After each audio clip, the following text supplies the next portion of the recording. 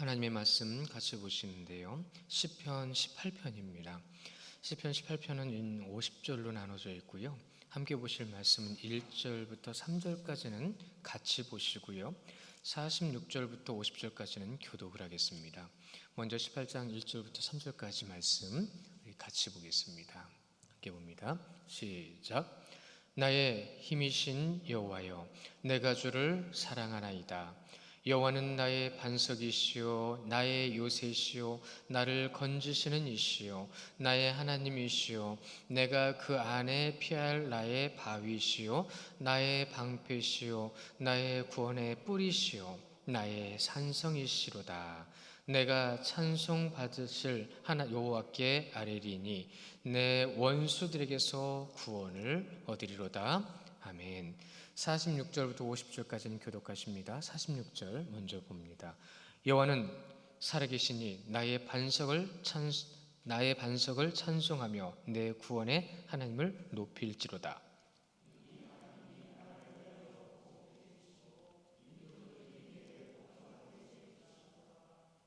주께서 나를 내 원수들에게서 구조하시니 주께서 나를 대적하는 자들의 위에 나를 높이 드시고 나를 포악한 자에게서 건지시나이다.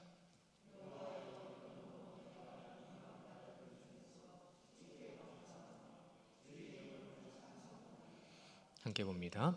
여호와께서 그 왕에게 큰 구원을 주시며 기름 부음 받은 자에게 인자를 베푸심이요 영원토록 다윗과 그 후손에게로다. 아멘. 지난주에는 명절이 있어서 수요예배가 이제 오예배가 없었고요. 그 전주에 우리 18장 한번 보세요. 제목이 엄청 길잖아요. 그렇죠? 성경에서 전체 중에서 이 18편의 제목이 제일 길어요. 그래서 이 제목이 긴 한 절, 원문은 이게 1절입니다. 여러분 지금 보고 계시는 성경의 제목들이 거의 대부분 1절이에요. 그래서 그 다음부터 2절이 진행되는데 우리 성경은 좀 독특하게도 친절하게도 이렇게 잘 구분을 해주고 있어서 그 말씀의 중요한 뜻이 무엇인지를 알게 해주시는데 그 말씀 가운데에서 제목은 그랬죠. 여호와의 종 다윗의 시 인도자를 따라 부르는 노래. 여호와께서 다윗을 그 모든 원수들의 손에서와 사울의 손에서 건져주신 날에 다윗이 이 노래의 말로 여호와께 아뢰어 이르되라는 이 말 안에 하나님이 다윗에게 어떤 분이셨는지를 전해드린 바가 있어요. 그리고 나서 이제 18편 이제 본문으로 들어오게 되면 이 본문 가운데에서 우리가 정말로 많이 들어본 말씀들이 나오고 있죠. 다윗의 고백입니다. 이것은 사랑의 고백입니다. 이렇게 고백이 시작되고 있죠. 나의 힘이 되신 여호와요. 여러분, 나의 힘이 되신 여호와라는 말의 뜻은 무엇을 의미하는 거냐면 나의 힘이 누구라는 뜻이에요? 여호와라는 뜻입니다. 이거 사랑 고백이죠. 근데 사랑 고백을 지금 굉장히 독특하게 하고 있어요. 남다르게 하고 있어요. 남다르게 하나님을 경험했습니다. 여러분들은 다 똑같이 하나님을 경험하지 않아요. 남들이 나 이런 하나님 경험했다고 해서 똑같은 그런 하나님을 경험하려고 하지 마세요. 왜냐하면 여러분에게 찾아가시는 하나님은 여러분에게 필요한 것을 주시고 나에게 필요한 것을 채워주시는 하나님이시기 때문에 그렇습니다. 그래서 나에게는 하나님께서 어떻게 채워주시고 어떻게 나를 이끌어 가실까? 그 하나님을 경험한 다윗의 고백이 정말 놀랍습니다. 내가 주를 사랑하나이다 라고 고백하고 있죠. 근데 이 내가 주를 사랑하나이다 라고는 한 문장이 원문에서는 헤르모무카라는 말로 되어 있어요. 한 단어 같잖아요. 이 헤르모무카라는 말이 무슨 뜻이냐면 원래는 신이 인간을 사랑했다는 뜻이에요. 그것이 무엇을 의미하는 거죠? 하나님의 사랑을 의미하는 거잖아요. 그런데 다윗이 하나님을 사랑할 때에 내가 주를 사랑하나이다를 갖다가 헤르모무카라고 말하고 있어요. 무슨 말인지 아시겠어요? 하나님의 사랑만큼은 아닐지라도 하나님이 인간을 사랑하는 만큼의 사랑은 아닐지라도 그 누구보다도 가장 큰 사랑, 하나님의 사랑을 받은 그 사랑을 다윗은 하나님을 사랑하고 있다는 거예요. 우리는 하나님을 얼마나 사랑하고 있죠? 오늘 권사님 기도 참 잘해 주셨어요. 요즘 시편을 보고 있어서 그런가 시적으로 기도를 해주시네요. 굉장히 시 한 편 같았어요. 예. 그렇게 다윗은 시를 통해서 정말로 하나님께 자신의 진정한 마음과 중심을 고백할 때에 얼마나 하나님을 사랑하고 있는지를 말하고 있는 거죠. 그런데 이건 또 미완료형이에요. 사랑합니다가 완료형 같은데 다윗은 그것이 미완료형으로 사랑할 겁니다라고 하는데, 사랑하고 있으면서 사랑하면서 앞으로도 계속 그 하나님의 사랑으로 하나님을 사랑하고 싶다는 거예요. 우리는 인간은이라고 표현하는 게 맞겠죠. 인간의 사랑 한번 보세요. 아주 변함없는 사랑하는 사람 보셨어요? 변함없는 사랑하는 사람 아무도 없습니다. 다윗은 변함없는 사랑을 지금 누구에게 고백하고 있어요? 하나님께 고백하고 있다는 거예요. 저는 우리 성도님들이 그런 하나님을 향한 사랑의 고백이 있으시기를 원해요. 그런데 여러분이 그런 사랑의 고백이 있으시기를 원한다라는 말은 전제가 있습니다. 그 전제가 뭐냐면 그런 하나님을 경험하셔야 되는 거예요. 그런 하나님이 어떤 하나님인지를 알아야 되잖아요. 우리 말씀 같이 볼까요? 하나님께서 가장 기뻐하시는 것은 하나님께서 사랑하시는 자녀가 하나님을 사랑하는 것을 자녀가 고백하는 걸 하나님이 제일 기뻐하신다고 그랬거든요. 그래서 우리가 지금 말씀 보실 때 신명기 10장 12절 13절 말씀이에요. 우리 같이 보기 원합니다. 시작. 이스라엘아, 내 하나님 여호와께서 내게 요구하시는 것이 무엇이냐? 곧 내 하나님 여호와를 경외하며 그의 모든 도를 행하고 그를 사랑하며 마음을 다하고 뜻을 다하여 내 하나님 여호와를 섬기고 내가 오늘 내 행복을 위하여 내게 명하는 여호와의 명령과 규례를 지킬 것이 아니냐. 하나님을 사랑한다라면 어떻게 해야 된다는 거예요? 그분의 계명을 지켜야 된다는 거예요. 다윗은 그 계명을 지키기 위해서 자기를 죽이려고 끝까지 찾아오는 사람도 죽이지 않았어요. 기회가 있어도 죽이지 않았고 오직 하나님께서 허락하시면 칼을 들었습니다. 오직 하나님이 허락하시면. 여러분 잊지 마세요. 우리 다투고 싸우고 분쟁하는 건 하나님께서 허락하신 게 아니에요. 앞으로 잘 보세요. 내가 다투고 있는지 분쟁하고 있는지 싸우고 있는지 잘 보셔야 돼요. 그러면 알 수 있어요. 내가 말씀대로 하고 있는지 말씀대로 하고 있지 않은지를. 또 한 절 말씀 더 보실까요? 마태복음 22장 37절 47절 말씀인데 같은 말씀이에요. 같은 말씀인데 더 중요하다라는 말씀을 이렇게 하시는 거예요. 같이 봅니다. 시작.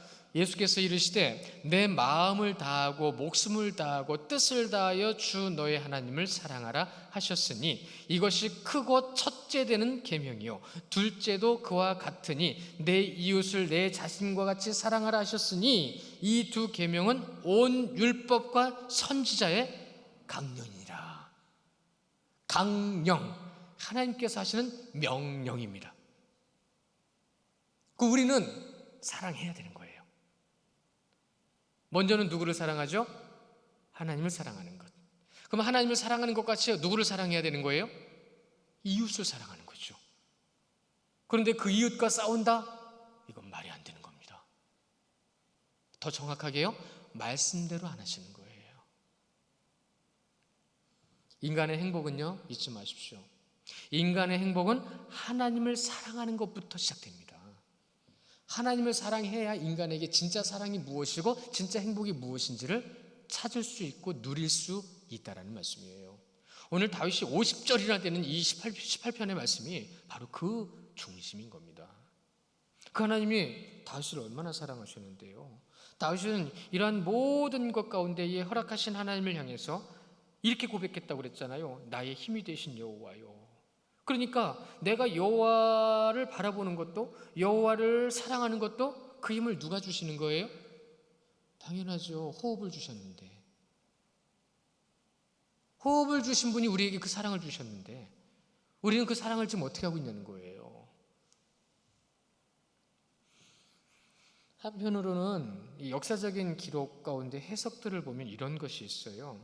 너무나도 많은 전쟁을 겪었던 다윗이에요. 그렇죠? 너무나도 많은 전쟁을 겪었던 다윗이 그 마음을 하나님께 표현할 때에 그 표현에 대한 그 사랑의 마음, 그것을 아주 실질적인 증거로 보여준 것이 이거다라고 하면 하는 역사적 해석이 이렇게 전해지는데요. 다윗은 그 많은 전쟁을 승리하게 하신 분이 바로 하나님이심을 누구보다도 잘 알고 있었으며 다윗보다 하나님의 능력을 더 많이 경험한 사람은 없었을 것이다. 이렇게 전하고 있어요. 왜냐하면요, 여러분, 이스라엘 백성들이 철기 문화인 이방 백성들과 싸울 때에 그들은 이미 예전부터 싸움꾼들이었거든요. 여러분, 이스라엘 백성들은 싸움꾼이 아니잖아요. 근데 이방 백성들은 거의 대부분이 다 싸움꾼들이었어요. 칼과 창과 화살과 전차와. 그런데 그들과 싸운다? 승산이 있나요? 여러분, 엄밀히 따지면 승산이 없어요. 승산이 없는 전쟁에서 한두 번도 아니고 하나님께서 다윗으로 하여금 무엇을 주셨죠? 승리함을 주셨어요. 근데 그 승리함은 무엇으로 기인한 거예요? 믿음으로 시작된 겁니다. 그 믿음으로 인해서 그 승리를 맛봤던 다윗은 하나님께 이렇게 고백합니다. 나의 힘이 되신 여호와여, 내가 주를 사랑하나이다. 내가 주를 사랑하나이다. 그래서 하나님을 경험하지 않고는 하나님을 향한 진실한 고백을 할 수 없다는 말을 전해드리는 겁니다.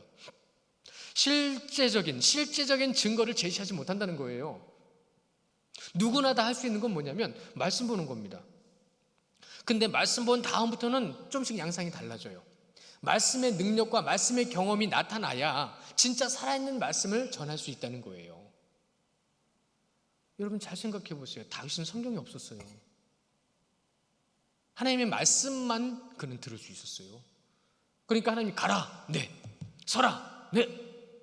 싸워라, 내가 너의 손에 그것을 넘기리라, 믿습니다 하고 나갔어요. 그러니까 다윗은 하나님의 그 음성을 들었기 때문에 승리했을까요? 아니요. 여러분, 지금도 여러분은 하나님의 음성을 듣고 계신 거예요. 이 성경 말씀 하나님이 기록하신 거거든요.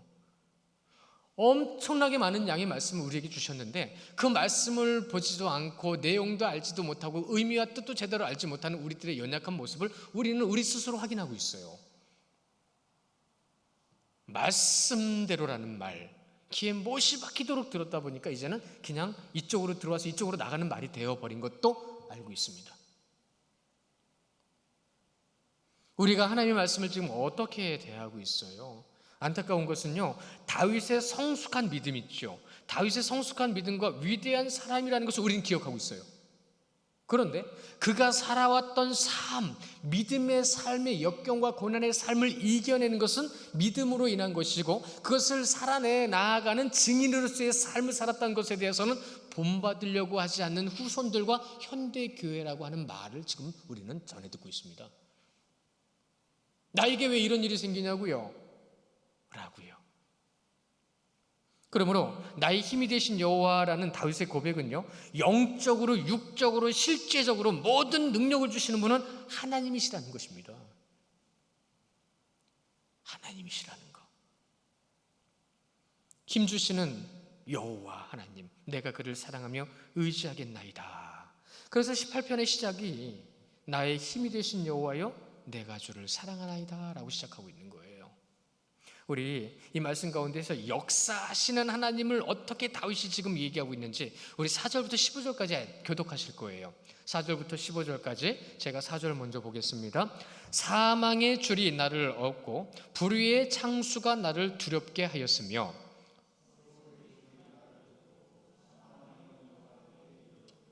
내가 환난 중에서 여호와께 아뢰며 나의 하나님께 부르짖었더니 그가 그의 성전에서 내 소리를 들으시며 그의 앞에서 나의 부르짖음이 그의 귀에 들렸도다.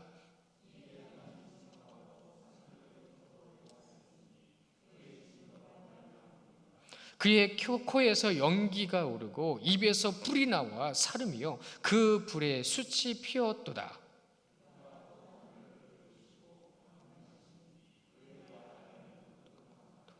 구름을 타고 다니시며 바람 날개를 타고 높이 솟아오르셨도다.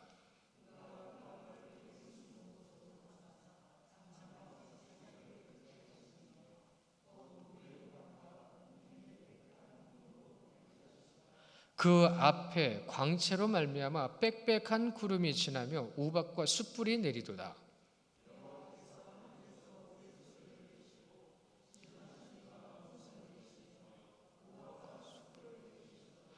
그의 화살을 날려 그들을 흩으시며 많은 번개로 그들을 깨뜨리셨도다.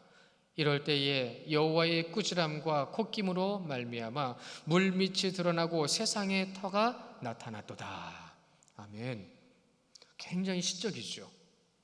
다윗의 이 시적인 묘사는 실제적으로 내가 보고 있는 것과 느끼는 것처럼 그 상황을 전해주고 있어요. 의인화시키고 또한 그것을 더 분명하게 강조함을 통해서 우리에게 찾아오시는 하나님, 다윗에게 찾아가신 하나님이라는 것을 분명히 보여주는 것, 그것을 보여주고 있다는 거죠. 흔히들 여기 보면 이제 그룹이라는 말을 좀 몰라 하시는 분들이 여러 번 질문을 하셔서 제가 이거 하나만 좀 짚고 넘어가야 되겠는데요. 이 10절에 나와 있는 그룹이라는 말은 이 케르브라는 말인데 이것은 천사들이라는 뜻입니다. 천사들을 주관하시는 하나님.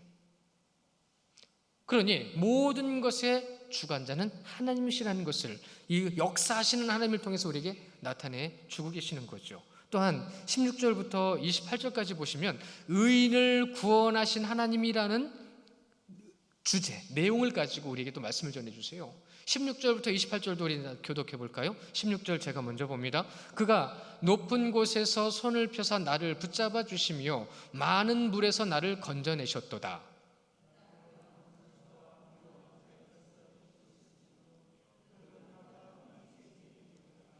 그들이 나의 재앙의 날에 내게 이르렀으나 여호와께서 나의 의지가 되셨도다.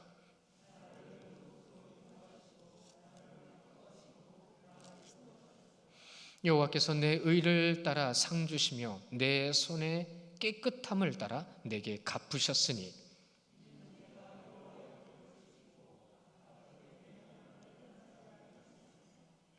그의 모든 규례가 내 앞에 있고 내게서 그의 율례를 버리지 아니하였음이로다.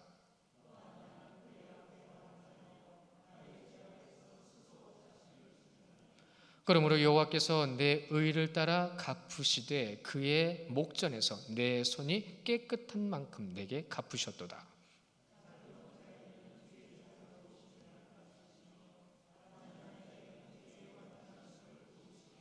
깨끗한 자에게는 주의 깨끗하심을 보이시며 사악한 자에게는 주의 거스르심을 보이시리니.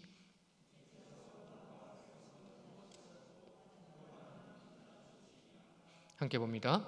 주께서 나의 등불을 켜심이요 여호와여 내 하나님이 내 흑암을 밝히시리이다.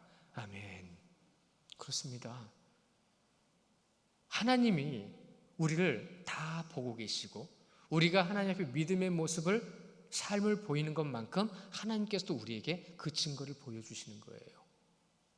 그 증거를 보여주실 때에 오늘 지금 함께 교독하신 이 말씀은 의인을 구원하시는 하나님이라는 뜻이거든요. 어떤 것이 의인인지 우리는 지금 16절부터 28절에서 나오는 의인들을 통해서 우리는 다시 한번 확인했어요. 그 의인이 누구죠? 여러분, 의인은 믿음으로 말미암아.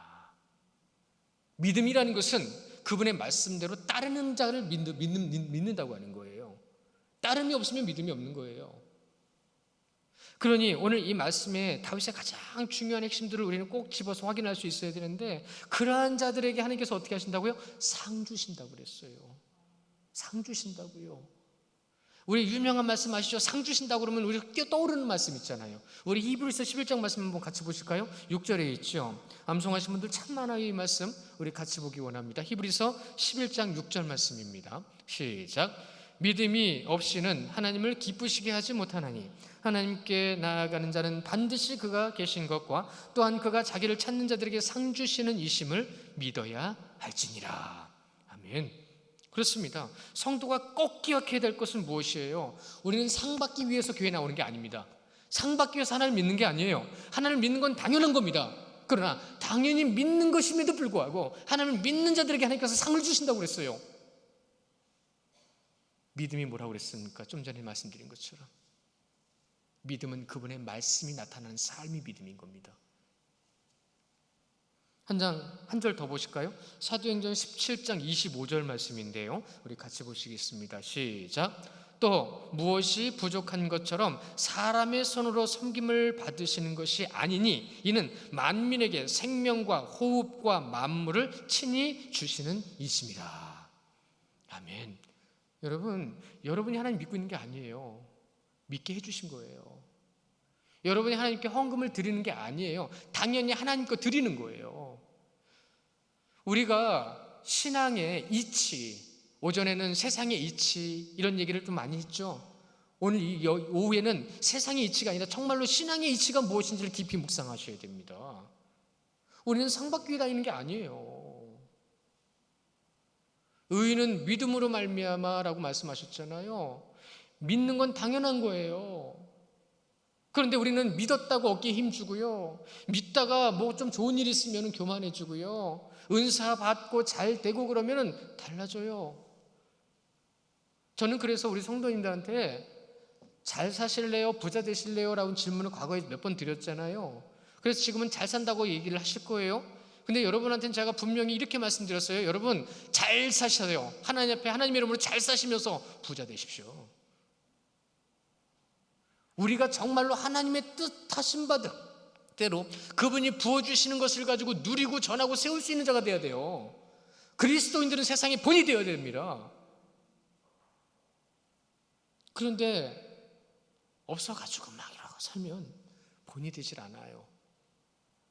근데 우리나라는 세계 경제대국 11위입니다. 우리가 아무리 없어도 세상의 70%, 80%보다 잘 사는 거예요. 기가 막힌 거죠. 근데 그 안에서 우리의 모습은 어떤가요? 여러분, 물질이 중심이 아니라는 겁니다. 신앙이 중심이라는 겁니다.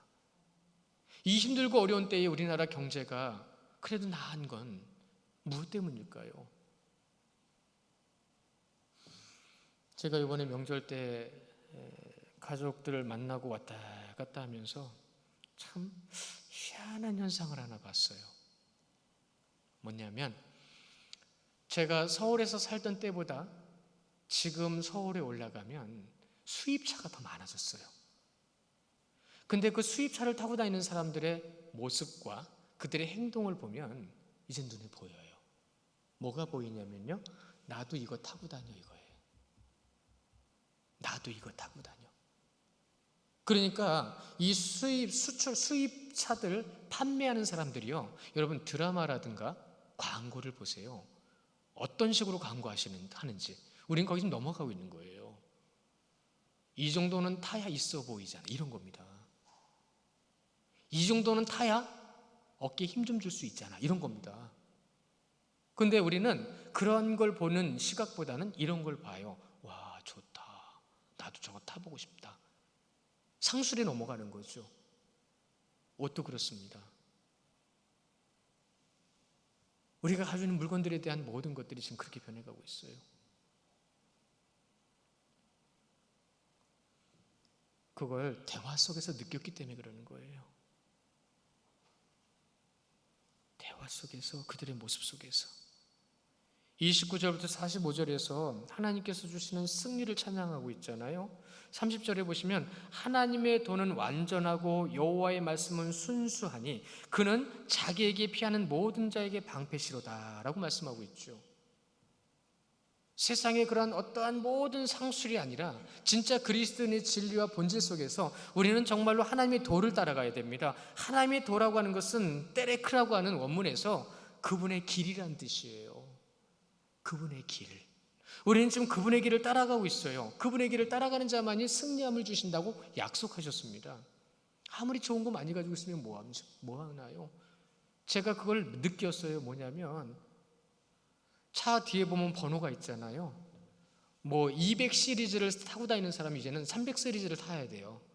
300 시리즈를 타고 다니는 사람이 500 시리즈를 타야 돼요. 숫자가 올라가야 되는 거예요. 그래서 제가 같이 친척에게 얘기를 들었어요. 워낙에 그런 이들이랑 같이 많이 생활하는 부분이기 때문에 우리나라 차 이 정도 가격에 살 거면 조금 더 보태서 이거 타고 다니지, 이런 거라는 거예요. 왜요? 그래야 무시를 안 당하거든요. 그래서 한국 사람들이 무시를 많이 당한답니다. 희한하죠? 나는 무시 안 당하려고 그러는데 외국 사람들은 한국 사람들 보고 철학이 없대요. 그러니까 비싸면 사니까 비싼 걸 우리나라에 다 수출하는 거예요. 성경과 좀 떨어진 얘기인가요? 아니요. 여러분, 세상으로 빨려 들어가는 영혼들의 모습을 지금 말씀드리고 있는 거예요. 세상의 상술과 이치에 넘어져가는 영혼들을 얘기하고 있는 거예요. 이번에 명절에 갔다 오면서 그걸 너무 많이 느낀 거예요. 왜요? 전에는 그렇게 안 봤거든요. 제가 그냥 가족들만 보고 오고 주위를 돌아볼 여유도 없었고요. 마음의 여유도 없어서 그냥 갔다 오는 것만 급급했었는데 이번엔 저도 모르게 그런 생각이 드는 거예요. 아, 세상은 이렇게 변해가고 있구나.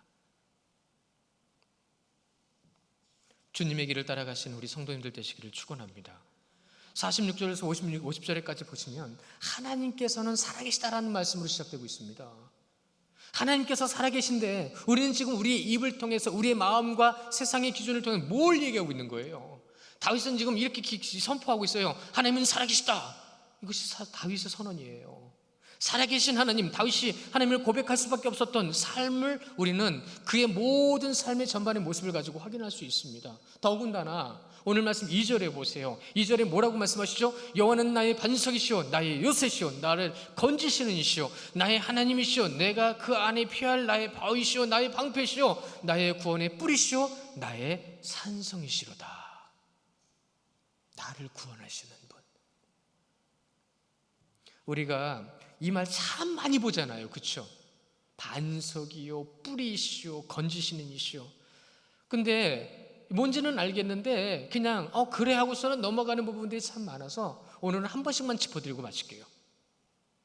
반석, 셀라이, 거대한 바위입니다. 누구도 오를 수 없는 절벽의 바위. 반석은 신학적으로 누굴 얘기하죠? 예수 그리스도입니다. 누구도 오를 수 없는. 또한 요새가 나오죠. 여기서 요새라고 하는 우메추다티라는 말, 우메추다티라는 말은 이런 겁니다. 누구도 오를 수 없는 산이라는 뜻이에요. 누구도 오를 수 없는 산. 그래서 성경에서 이 요새라는 말의 동요를 찾아보면 하나님의 성입니다. 그것이 산성이에요. 근데 사무엘서나 구약으로 가보면 그것을 다윗성이라고 표현하게 됩니다. 그러니까 유대인들이 나중에 교만해진 겁니다. 감히 누가 여기로 올라와? 그러면서 하나님을 믿는 게 아니라 성벽을 믿었던 거예요. 인간의 교만은 그렇게 흘러갑니다. 또 나를 건지시는 이시오 우메팔르티 안전하게 하다 구원하다라는 겁니다. 나를 건지시는 거잖아요. 그러니까 나는 그분에게만 있으면 나는 안전한 거예요. 건짐을 당하는 거예요. 어디서부터요? 세상의 악함 속에서. 그래서 이러한 모든 것 아주 신학적으로 이 세 가지를 얘기할 때는 아주 하나님과의 가까운 아주 인격적인 관계, 절대적인 관계를 얘기하고 있어요. 절대적인 관계. 그것이 반석이요 요새시요 나를 건지시는 부분에서 다윗은 고백했던 겁니다. 다윗은 그가 믿는 대상, 그를 완전히 의지하고 바라보는 대상, 절대적인 대상이 누군지를 먼저 이 세 가지를 통해서 우리에게 말씀해 주시면서 우리에게 그것을 알게 하십니다. 나의 하나님이시오, 엘로힘 그렇죠. 전능하신 하나님. 그래서 여기서 하나님은 엘입니다. 엘로힘, 전능하신 능력의 하나님. 이어서 나의 바위시오라고 되어 있죠. 여기서부터는 조금 이제 달라지는데 먼저는 바위, 이 바위는 추루라고 하는 뜻인데요, 신뢰, 의지한다라는 뜻입니다. 끝까지 의지하겠다라는 말을 하는데 상반절에 나와 있는 것과 이제 하반절로 넘어가서 하반절에서 나의 방패시오 나의 구원의 뿌리시오 나의 산성이라는 말은 절대적인 하나님을 상반절에서 얘기했다라면 이제는 그 하나님이 나에게 어떤 하나님인지를 알려주시면서 고백을 하고 있어요. 그것이 바로 첫 번째가 방패입니다. 방패, 마겐니, 머리부터 발끝까지 보호하는 방패예요. 하나님은 여러분을 그렇게 보호하시는 분이세요. 우리가 그만큼 그를 의지하지 못하기 때문에 보호함을 받지 못할 때도 있습니다. 그러나 지금도 우리를 보호해 주시고 이끌어 가신 하나님, 그 마긴니의 하나님을 다윗은 고백했고, 뿔은요, 여러분 잘 알고 계시는 그 뿔 맞아요. 황소 머리 위에 있는 뿔, 그런데 이 뿌리라는 것은 무엇을 의미하는 거냐면 여기서 카렌이라고 하는 힘입니다. 힘. 황소의 힘의 상징이 뭐죠? 그게 뿌리입니다. 그러니까 다윗은 그렇게 고백한 거예요. 나에게 모든 힘을 주시는 분은 누구시라고요? 그것이 하나님이라 해서 나의 뿌리시오라고 말한 거예요. 제가 한번 동영상을 본 적이 있었는데요. 황소하고 사자하고 붙었어요. 황소하고 사자하고 붙어서 싸우는데 황소는 초식동물이라 마음이 약해가지고 잡혀 먹히는 건데 새끼를 보호하려고 황소가 사자한테 덤비는데 뿔로 사자를 받아가지고 던지는데 한 20m 날아가더라고요. 그거 보고 깜짝 놀랐어요. 근데 빙글빙글 돌아가면서 날아가는 사자가 얼마나 처량해 보이든지 힘이 대단하는데도 마음이 연약하면 사단에게 넘어갑니다. 산성이 나오죠. 여기서도 산성이 나오는데 여기서 산성은 이 미스감비라는 말인데 높은 망대에서 안전한 장소가 된다는 뜻이에요. 안전한 장소. 그래서 나에게는 하나님은 그런 분이시라는 겁니다. 앞에서는 절대적인 하나님을 상반절로 말씀하셨고 하반절에서는 나와 항상 가까이 하셔서 나를 지키시고 보호하시는, 즉 내가 체험한 하나님이 되는 겁니다. 내가 체험한 하나님을 깨닫고 그 하나님을 통해서 내가 하나님의 뜻 가운데 더 다가가겠다라고 하는 그 믿음의 고백을 강화시키고 있는 거예요. 끝으로 3절에 보시면 찬송을 받으실 분은 오직 하나님뿐이시다라는 것을 선언하고 있습니다. 찬송을 받으실 분, 여기서 찬송을 받으실 분 그리고 구원해 주실 분은 오직 하나님이신데 그 하나님과 그 찬송, 구원과 찬송이라는 단어가 미완료로 기록됐어요. 이게 왜 그러냐면 항상 찬송 받으시고 끝까지 찬송 받으실 분은 누구예요? 하나님이시기 때문에 그럽니다. 구원도 미완료형이에요. 이거는 무엇이냐면 끝까지 구원해 주실 분이 누구세요? 그것이 하나님이시라는 겁니다. 다윗은 지금 그걸 고백하고 있어요. 사랑하는 성도 여러분, 세상에 완전한 것은 없습니다. 오직 완전하신 분은 하나님뿐이세요. 그 완전하신 분이 우리와 함께 하시며 우리를 이끌어 가시는 줄 믿으시기 바랍니다. 그 믿음이 연약한 것도 우리가 그만큼 하나님과 멀어졌기 때문에 그런 거예요. 그만큼 우리가 하나님을 믿지 못하고 있기 때문에 그런 거예요. 능치 못할 것이 없는 하나님은 완전하신 하나님. 그래서 인간은 스스로 완전하지 못하다라는 것을 스스로 깨닫고 깨달음을 통해서 내가 하나님을 믿어야 된다는 것을 알게 하는 것, 이거 중요한 겁니다. 그러니까 우리는 우리 스스로 연약하고 부족한 존재다는 것을 항상 고백해야 되는 거예요. 또 그런 존재이기도 하고요. 그것이 결국은 무엇으로 이어진다는 거죠? 완전하신 하나님을 믿는 존재로서 우리를 세워주셨다는 겁니다.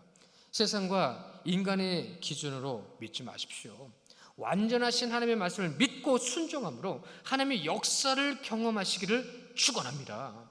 그래서 우리가 성도로서 고백함을 통해 고백의 역사가 나타나고 증인의 삶을 통해서 하나님을 나타내는 삶, 이번 한 주간의 삶이 그렇게 되시기를 축원합니다. 우리 이 시간 우리 기도하기를 원하는데요.